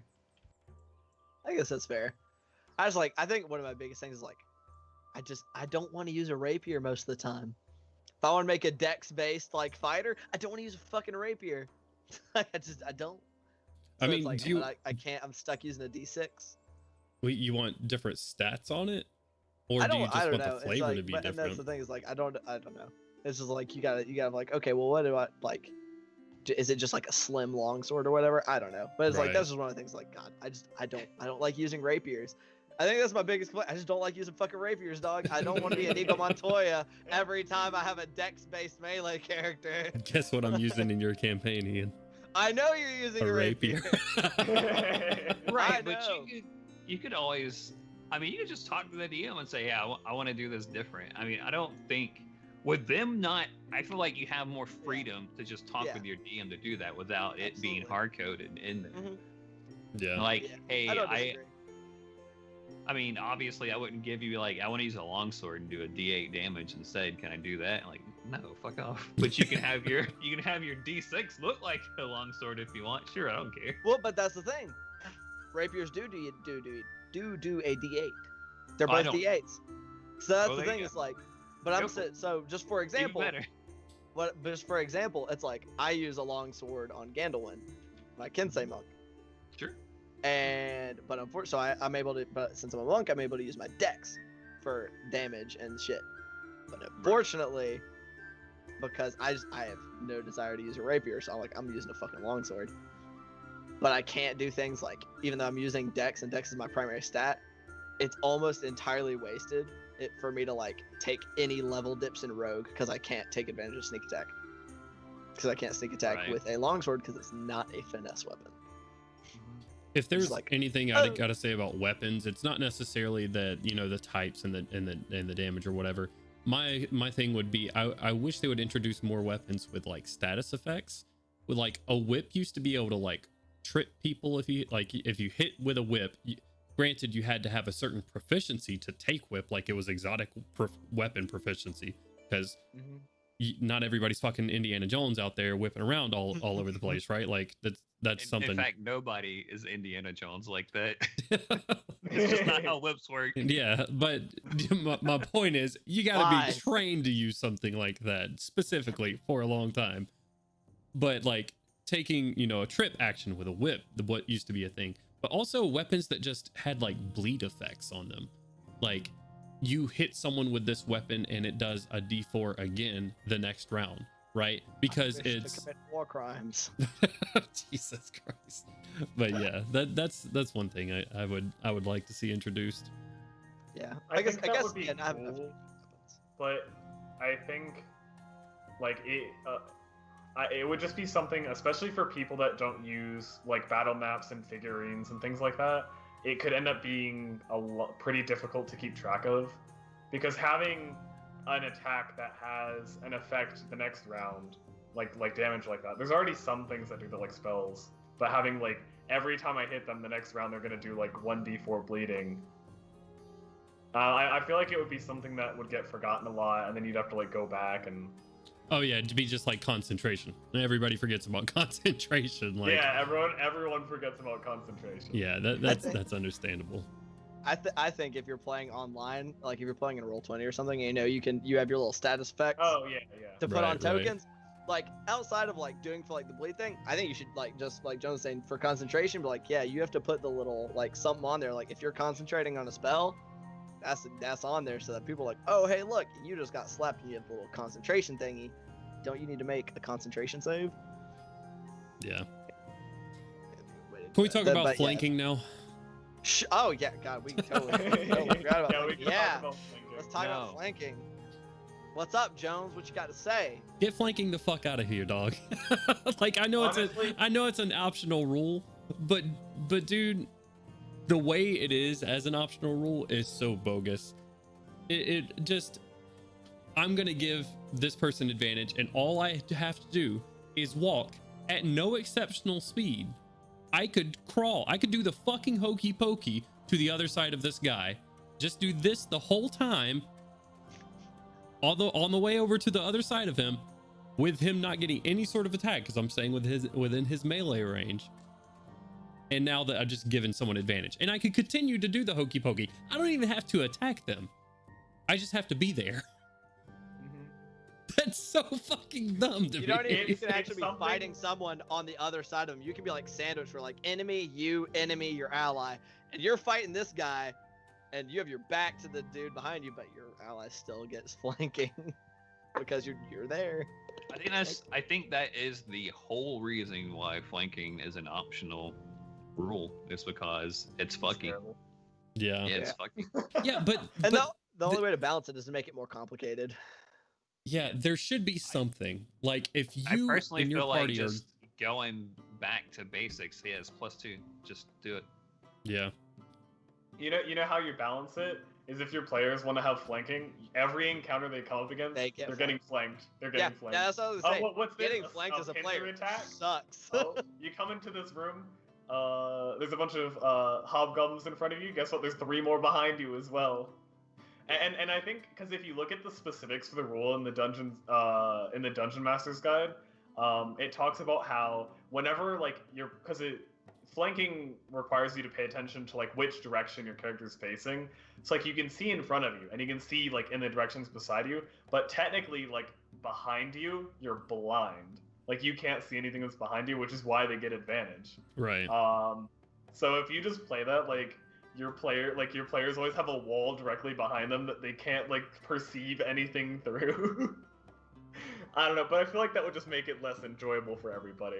Well, Because it's like it doesn't take effort to just look behind you. Yeah, Like, I was about to say it's also somewhat realistic, because if you're fighting someone, especially if you're fighting people on two sides, like you got some badass master duelist or something like that that's like clinking swords with this guy and then comes around blocking, some Zorro motherfucker or whatever you want to say, is like yeah. he's blind behind him, so I just get smacked from behind for free. It's just I kind of also- silly. I think it neglects like the fact that most things would be able to hear something coming up behind them. A lot of creatures would be able to smell something, or in some other way sense something that's coming around. But flanking doesn't really seem to account for that. Right. Right. Well, I think the whole thing with like flanking is supposed to do is even if you're not completely blind, like you're aware they're back there, you're distracted because you're now trying to like pay attention to the guy that's behind you because you don't want him to just smack you for free. So you are having to kind of like split your attention to being like, okay, I was actively fighting this guy, but now there's somebody behind me and they just shanked the fuck out of me. Yeah. So and you know, like that makes sense, but at the same time, Yeah.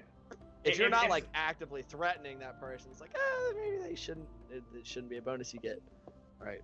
But it's like one of those things where like it makes sense, but like the way that it plays out in practice in D&D mechanically, I don't think it really makes the game more fun.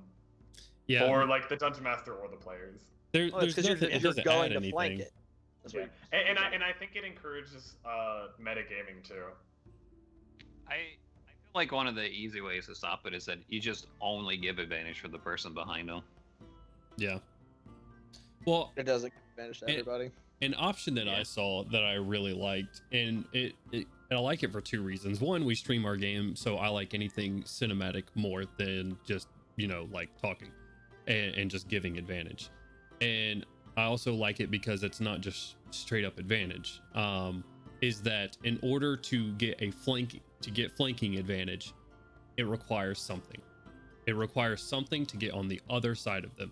So skill checks of some sort are required, and the DM sets, all right, the bonus is, you know, you get advantage on the attacks next. You are now flanking that person.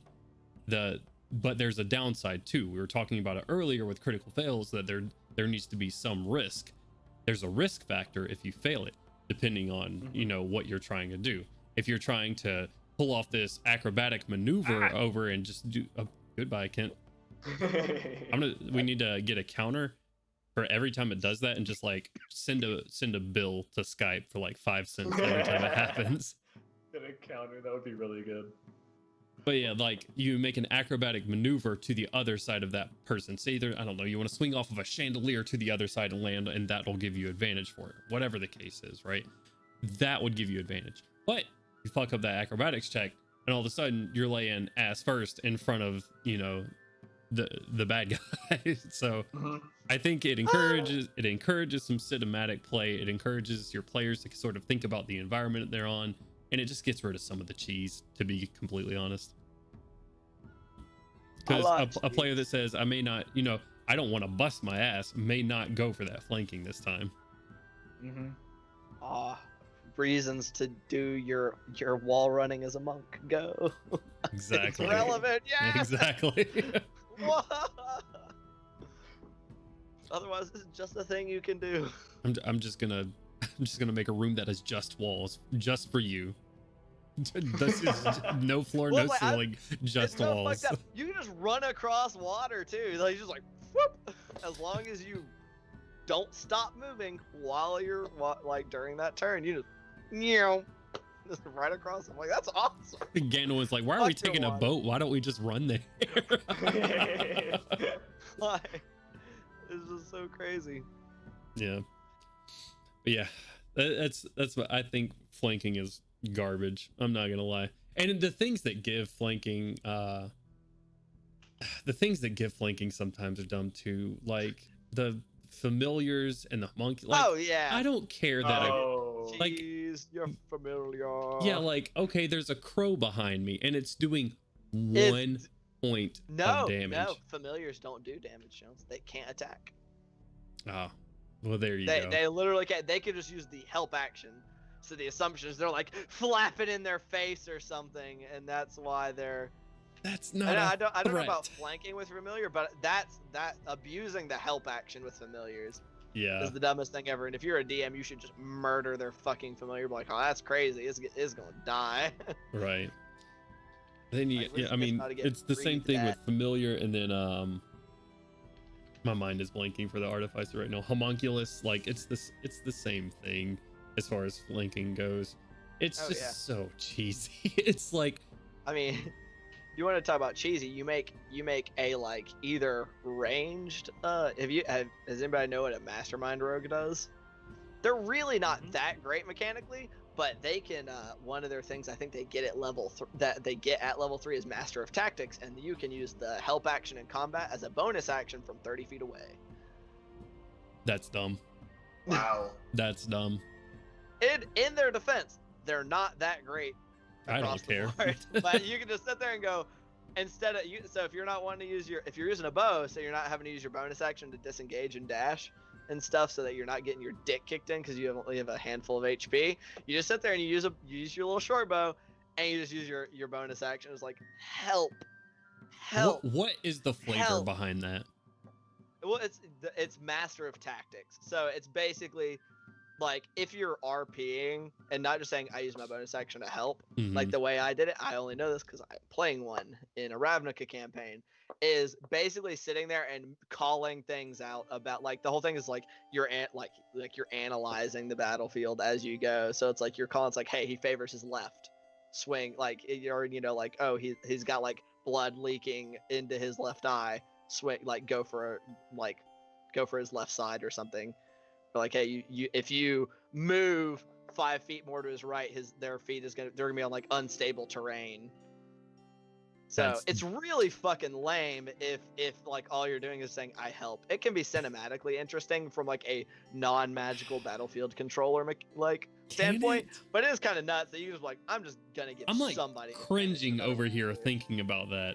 That is so fucking bad, dude. Like, if you are fighting against any fucking intelligent being and you say move 5 feet to the right and he's gonna be on rough terrain, as soon as you do that, I'm just gonna fucking step backwards. Like, maybe you're doing shit telepathically. Maybe you're a fucking Kalashtar. I don't know. That's the only way I can think of.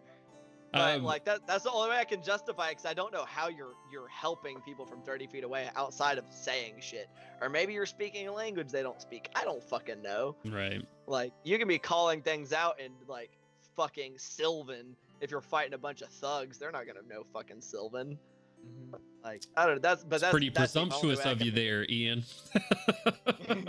Hey, sometimes you just got to make assumptions that a bunch of like rando oomies. Those faith just make sure you don't make those assumptions in front of your DM, or else your assumptions may not be as correct as you may presume. But yeah, I definitely think it's a pretty nuts thing that can be like, huh, it's kind of wild. Like, I'm just never going to engage in melee combat ever again. I'm just gonna sit here and shoot things with a bow and grant people advantage.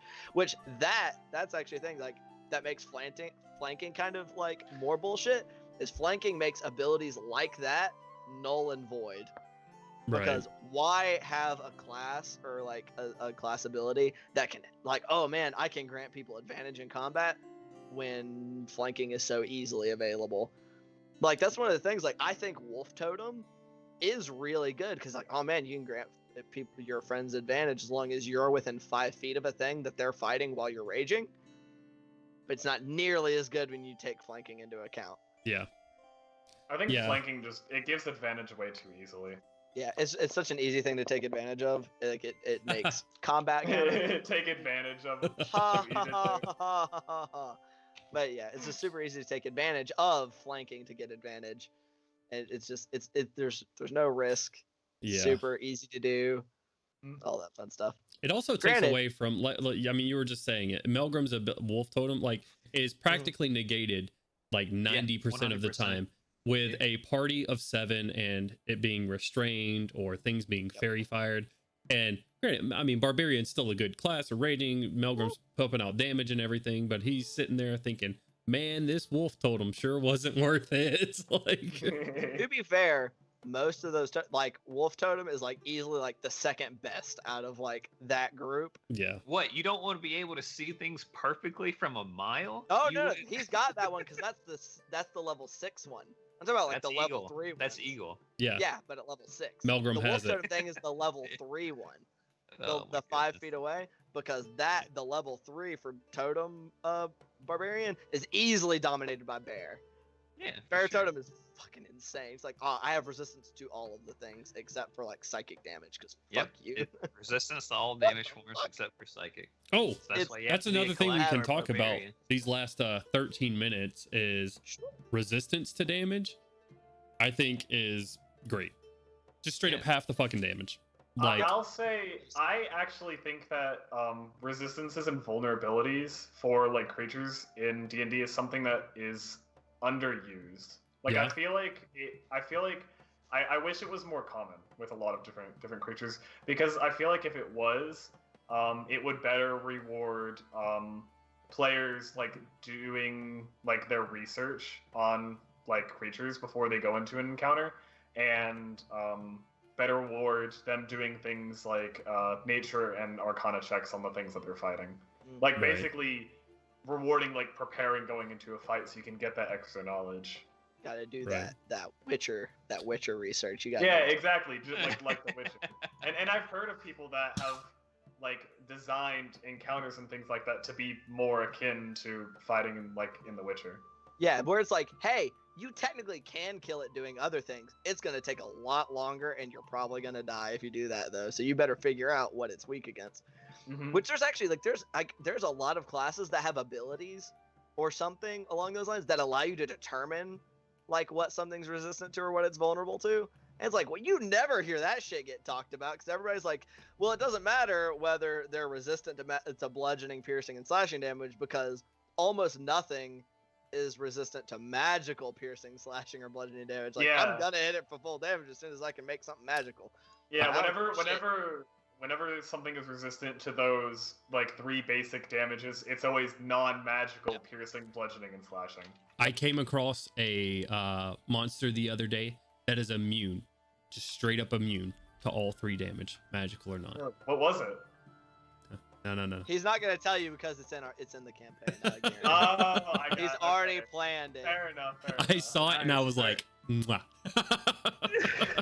Do you think you could send that to me? yeah. The only, I'll the find only it. problem is like, man, I really hope this isn't a thing we're actually supposed to sit and fight, because that means I literally can't hurt it because I have no other way of doing damage outside of I don't think slashing and bludgeoning. I don't think it was all 3. I think it was either 2 out of 3, one of the 3 or 2 out of the 3. But the amazing thing is, because y'all just said it, that there's nothing's immune to the magical version, but this one was, and just straight up said this damage, which I It's thought like- was like, oh yes.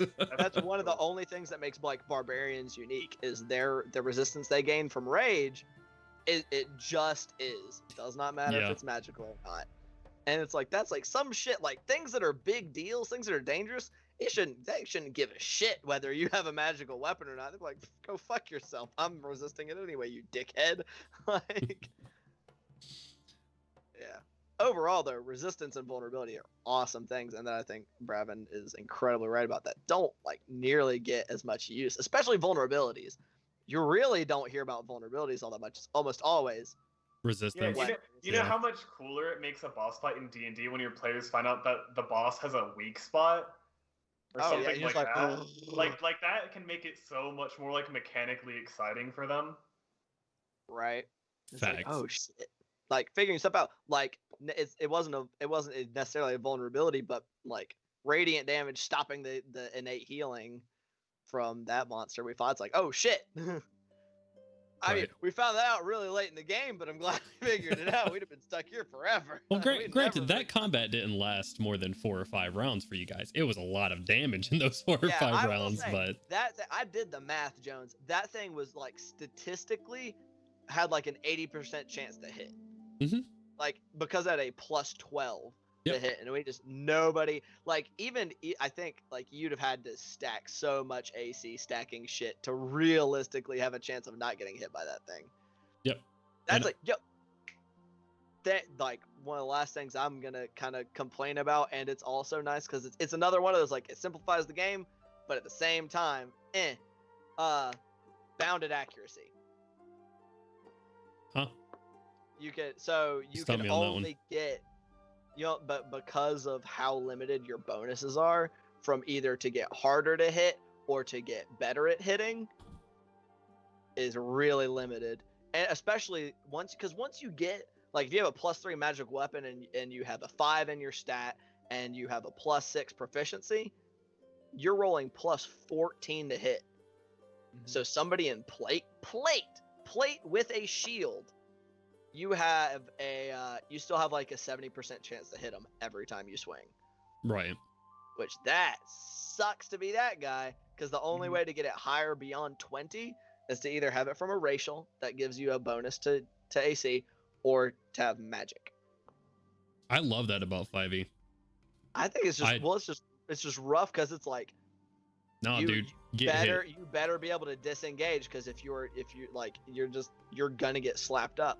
Because I can have 20, like, as a monk you can get 20 AC as a monk, but just because the fact that you have to pump those two stats up, you're gonna have a lower con, and you have a D8 hit die. It does not matter. You're gonna get fucking nuked. I think that's and so what makes if 5e. you don't take mobile, you're fucked. Right. No, I think that's what makes 5e combat so great. Like Pathfinder combat and 3.5 combat was just complete bullshit sometimes, because it's like, oh, I'm rolling a 24 as a DM and I am not hitting my players that are level 4. That is shit. That's taking it too far dumb. in the other direction. That's I think stupid. Scale though, because monsters work the same way. After a certain point, it's you're But it's rolling just with like a 70 or 80% Yeah. chance to not miss, to never miss. But it's just trivial at that point, right? It's like, oh, look at Because the it's monster like- with the it's not 34 tactical, AC. It's just a DPS race. Right. Who has more HP to waste?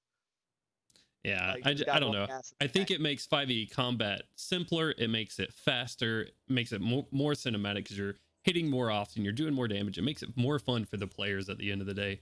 Because having ACs that are just super high and attack rolls, I mean, that at least match it to a certain point. Yeah, you're going to be hitting a lot. At level 20, if you're swinging and missing a whole fucking bunch, I don't want to be in your party, buddy. Plain and simple. I'm not saying if you your should be whole thing missing is a whole bunch, but I'm it's sword not- man and I'm the sword man of the ages and I miss a lot, I don't want to be on your fucking party. And I never said miss a lot, but like, because of and it's more in the other direction for players. Like, it more sucks when you're fighting something that has plus 12 to hit, and I have a pretty small hit, like, HP, and you can hit me for half with one attack, and this thing can make like 3 or 4 attacks a turn. Like, man, does that feel shitty if you're trying to play some kind of frontline character, and if you don't have abilities that allow you to like dip in and out. Like, if that's like, this is a requirement for you to have, like, you have to have mobility, the mobile feat, so that you can come in, slap something for your damage, and then run out again. Otherwise, you're gonna get just absolutely fucking donkey punched by this thing, because it's gonna hit you, and it's gonna hit like a dumpster truck. Mhm. Because this has to be balanced for your entire party, and so your people that are chunkier have to get hit pretty hard. Yep. So it's like, I don't know. Yep. It's a thing that I like it, but at the same time I don't, because it's another of those. It simplifies the game, but then it can kind of feel kind of crappy sometimes. Right. So. Yeah. All right, boys, that's the 5-minute warning. Any final thoughts for the evening? Want any bits of information Players. you want viewers to leave out on? Players shouldn't turn into Wolverine when they go to sleep. What? Talking about, like, you just get All of their you can wounds go just from heal. Oh, yeah, you just go from being like at death's door to being like woohoo. Spoons has a good point between, like, comparing Pathfinder. As much as there's a lot more complication in Pathfinder, the amount of customization available is freaking cool. yeah. It's There's just- just so much. it's just There's sacrifice. is a lot of stuff in Pathfinder, which I mean inherently complicates it. But also, Mm-hmm. Pathfinder got kind of silly with things like Banana Assassin and plus 31 to hit, Hey, and leave all my this fruit- other. my fruit ninja alone. He'll never get to exist, but conceptually he brings me joy. Conceptually, he makes me fucking facepalm. Hey, It's hey, dumb. man. It's Well, you dumb. also have It's not the even a ability frozen to be like, banana, Ian. It's just a regular ass banana. I don't care. I don't man. care, man. I just want the only reason I would ever play that character is because it would piss Cody off, because he'd be like, you just killed somebody with a banana. I'm like, yes, I did. But you also had stuff where it's like, you know, only having one AOP final as like a final closing statement. It both balances the game way better, but man, is it like, if you want to have somebody who's like this badass swordsman who can like cut shit out of the air, you can't really do it because you can only do it once. Yeah, So. agree on that. But it's so hard to balance those things, because if you give people too many, they become absolutely fucking insane. Like, it just becomes, because then you have shit like That's why Sentinel, or not Sentinel, Tunnel Fighter. I don't think it has actually become published. No, it's still UA. Absolutely, yeah, good. It should be UA. If anybody doesn't know what Tunnel Fighter is, it's a fighting style where you take a defensive stance. I don't think it even costs. I think maybe it's a bonus action. I don't think it even is. And while you are in your defensive stance from Tunnel Fighter, oh, and you can't, after you take the stance, you can't move, but you can move and then take your Tunnel Fighter fighting stance. And when anything, you just have infinite AOPs during that turn. Oh, really? Yeah, Damn. so if you take Sentinel and Polearm Master and you have that thing, things that come to walk past you, you just fucking whack-a-mole them as they enter your attack range. Or if anything goes to, even without like entering your combat range, so if you don't have, I think, Sentinel, or that might be Polearm Master, whatever. Regardless, if you don't have one of those combination, if things are like, oh man, we got to run past this frontline guy to get past like to his like mages and squishy people, still playing whack-a-mole as they try to run past you. Yep. Like, As long as you fucking hit, reach they can't weapon, move. Like, it's so stupid. Yeah. That's like one of the most busted things I have ever witnessed. And I mostly know about it because I'm playing with someone who has it, and it is stupid. Oh no. It's such a, yeah, it's in the campaign where we've been underground for like half a year. It's so. That it's sounds insane. Did it get put into Like you should be Tasha's? tunnel fighting if you guys have been underground for half a year. Thankfully, it has not been allowed to be completely busted, but it's still really strong. Like the potential to just like, I'm gonna combine this with things that are already crazy and just go fuck yourself. Just like not Great Weapon Master, Polearm Master and Sentinel are already an insane combo. Like, you enter my range, you come within 10 feet of me, slap, you can't move now. You're movement speed 0, you fucking bitch. Like, Bravin, God. any closing thoughts for tonight? Well, first of all, I'd like to thank you for inviting me to this. I know of whenever course, I man. had you on my stream, you mentioned something, and I'm really glad that you followed through on inviting me. I really enjoyed being here. Had some really good discussion, learned a few things. I'm always learning new things because honestly, I've been doing it for a few years, but my experience as a dungeon master is still limited. So I appreciate hearing your guys' takes on things. But honestly, just thanks for having me here. Yeah, absolutely, man. It's good having you. Thank you for attending. Yeah. Yeah. It's always nice to introduce someone who has like outside experiences because we've only played D&D with like the same fucking group of people for forever. Yep. So after a certain point, it's just a melting pot of the same sentiments just getting rehashed. So it's good to get some fresh opinions and takes in the mix. Yeah, for sure. All right. Oh boy. Well, thanks guys. I appreciate it. Everybody, go make sure you follow Bravin on Twitch and Twitter, DM Chronicles. Follow the rest of these guys as well. They're all right, I guess.